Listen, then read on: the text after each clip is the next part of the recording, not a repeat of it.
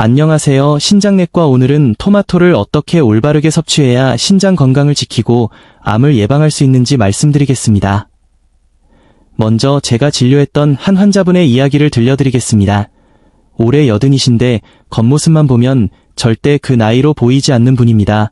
피부는 탄력이 있고 눈빛은 맑으며 매일 아침 공원에서 달리기를 하실 정도로 건강하십니다. 놀라운 점은 이분의 신장 기능 검사 결과가 50대 수준으로 나타났다는 사실입니다. 무려 30년이나 젊은 상태를 유지하고 계셨습니다. 그 비결을 여쭤보니 답은 단순했습니다. 바로 토마토였습니다. 40년 넘게 토마토를 꾸준히 드셨다고 합니다. 토마토는 누구나 먹는 흔한 음식이지만 이분이 어떻게 드셨는지를 듣는 순간 저는 중요한 사실을 깨달았습니다. 같은 토마토라도 섭취 방법에 따라 결과가 완전히 달라질 수 있다는 점입니다. 저는 30년 넘게 환자를 진료하며 같은 음식을 먹어도 어떤 분은 건강이 좋아지고 어떤 분은 오히려 상태가 나빠지는 모습을 수없이 보아왔습니다. 토마토 역시 마찬가지입니다. 어떤 분은 토마토 덕분에 젊음을 유지하지만 어떤 분은 잘못된 방법으로 섭취해 오히려 고생을 하게 됩니다. 그 차이는 토마토 자체가 아니라 먹는 방법에 있습니다. 오늘 저는 이 비밀을 여러분께 모두 공개하겠습니다. 80의 나이에 50대 신장을 유지한 어르신이 40년 동안 지켜온 섭취 방법과 항암 성분을 최대한으로 흡수하는 법, 그리고 반드시 피해야 할 잘못된 습관까지 알려드리겠습니다. 이 영상을 끝까지 보신다면 여러분도 토마토를 제대로 활용하여 암 예방과 피부 개선, 그리고 신장 건강까지 지킬 수 있게 됩니다. 시작하기 전에 채널 구독과 좋아요를 부탁드립니다. 이것은 제가 값비싼 약이나 보충제 없이도 건강을 지킬 수 있는 방법을 계속 나눌 수 있는 큰 힘이 됩니다. 또한 댓글로 어디에서 시청하고 계신지 알려주시거나 건강에 관심이 있다면 숫자 하나를 남겨주셔도 좋습니다. 이제 본격적으로 시작해보겠습니다. 먼저 왜 토마토가 특별한 식품인지 이해해야 합니다.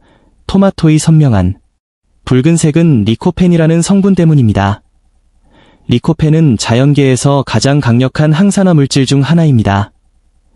우리 몸은 숨을 쉬고 음식을 먹을 때마다 활성산소가 생성되는데 이것이 쌓이면 세포가 손상되고 노화가 빨라지며 암으로 이어질 수 있습니다. 리코펜은 이러한 활성산소를 중화시켜 세포를 보호합니다.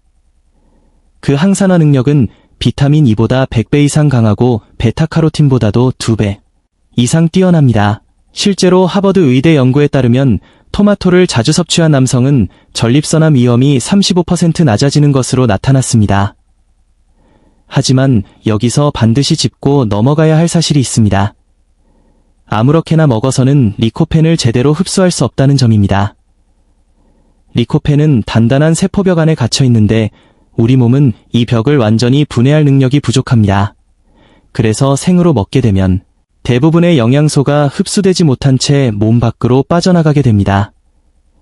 제가 진료했던 어르신은 수십 년 동안 토마토를 드셨지만 절대 생으로 드시지 않았습니다. 항상 익혀서 드셨고 반드시 기름과 함께 섭취하셨습니다.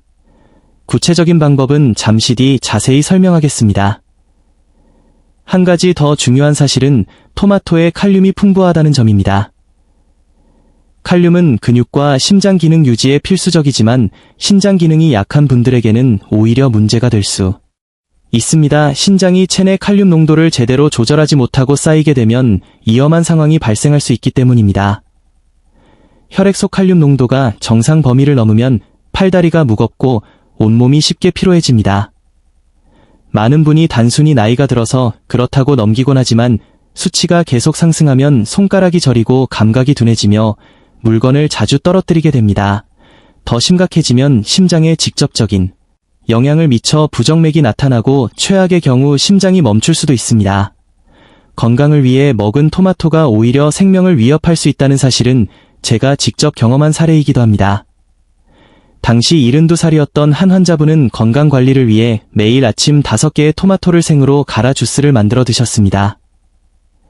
초기에는 몸이 가벼워지는 것 같았지만 한 달 가까이 지속하자 다리에 힘이 빠지고 손끝이 저린 증상이 나타났습니다.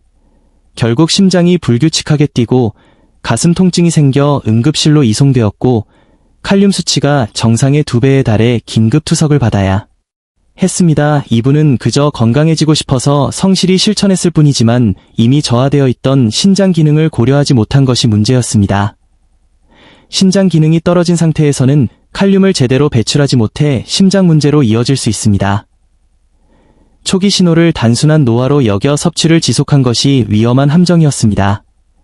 토마토뿐만 아니라 바나나나 시금치처럼 칼륨이 풍부한 식품도 신장 기능이 저하된 분들에게는 독이 될 수 있습니다.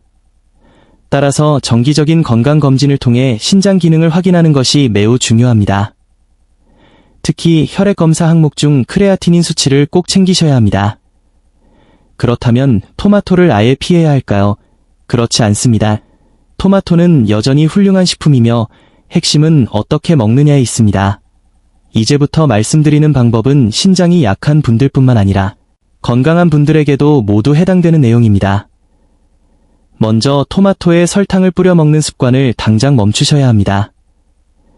토마토의 비타민 B1은 탄수화물을 에너지로 전환하는 핵심 영양소인데 설탕은 당을 대사하는 과정에서 이 비타민을 소모시킵니다. 결국 토마토를 먹고도 비타민 혜택을 얻지 못하게 되며 급격한 혈당 상승은 혈관을 손상시켜 신장 기능을 저하시킵니다. 설탕 대신 아주 소량의 소금을 사용해 보십시오. 소금은 토마토 본연의 단맛을 살려주고 비타민 C의 산화를 억제하며 체내 전해질 균형을 돕습니다. 토마토 4-5개 기준으로 손가락으로 살짝 집은 정도면 충분합니다. 다음으로 가장 중요한 점은 토마토를 반드시 익혀서 드시는 것입니다. 열을 가하면 단단한 세포벽이 무너지면서 리코펜이 밖으로 풀려나와 흡수율이 5배 이상 증가합니다. 여기에 기름을 추가하면 효과는 더욱 강력해집니다. 리코펜은 기름에 녹는 성질이 있어 올리브유나 들기름과 함께 조리할 때 흡수율이 생으로 먹을 때보다 10배까지 높아집니다. 신장 기능이 약한 분들은 끓는 물에 10초에서 20초 정도 살짝 데쳐서 드십시오. 이렇게 하면 칼륨이 물로 빠져나가 함량을 30% 이상 줄일 수 있습니다. 데친 물은 반드시 버리고 조리하시기 바랍니다. 부산에서 오신 팔순의 박영수 어르신은 이 방법으로 50대의 신장 기능을 유지하고 계십니다. 항상 데친 뒤 껍질을 벗겨 기름에 볶아 드시는 습관을 40년간 유지해 오신 결과입니다. 토마토를 드신 뒤에는 3분 정도 복부 마사지를 해보십시오. 따뜻한 손으로 배를 시계 방향으로 문질러주면 장의 움직임이 활발해져 영양소 흡수가 원활해지고 신장 혈류 개선에도 도움이 됩니다. 바쁜 분들은 토마토 큐브를 미리 만들어두는 보관법을 활용해 보십시오. 토마토를 데쳐 껍질을 벗긴 뒤 기름과 소량의 소금을 넣고 갈아 약한 불에서 5분 정도 끓여서 얼려두면 편리합니다. 냉동 상태로 2-3개월 보관하며 국이나 찌개에 바로 넣어 드실 수 있습니다. 식단 속에서 나트륨 배출을 돕는 김치와 함께 곁들이거나 카레에 넣어 깊은 풍미를 느껴보셔도 좋습니다. 숙취 해소에도 토마토는 큰 도움이 됩니다. 술 마신 다음날 따뜻한 토마토 국을 드시면 독성 물질 분해를 돕고 수분을 보충해줍니다. 마지막으로 좋은 토마토를 고르는 법입니다.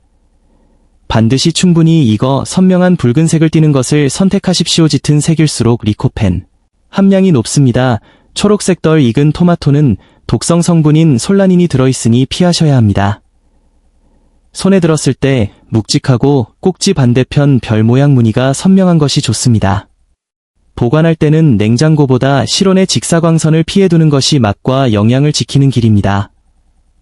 지금까지 말씀드린 내용을 정리하면 설탕 대신 소금을 쓰고 반드시 익혀서 기름과 함께 섭취하며 신장이 약하다면 데쳐서 칼륨을 줄이는 것입니다.